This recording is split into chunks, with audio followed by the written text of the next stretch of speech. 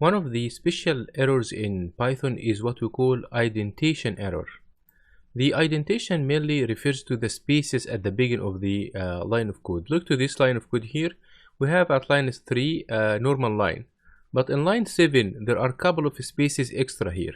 If you try to run this program, the IDE or the interpreter will complain with an indentation error. It says unexpected indent. It means that there are extra spaces. The more we go through the Python, you will learn something called if statements and for loops, and you will notice that we have to do some kind of spaces, sometimes tabs. So there are more about this kind of error. But for now, for simplicity, I would like you to keep every statement in the very beginning of the line. When you see something like this indentation error, it means that there is something wrong with your spaces. That's all.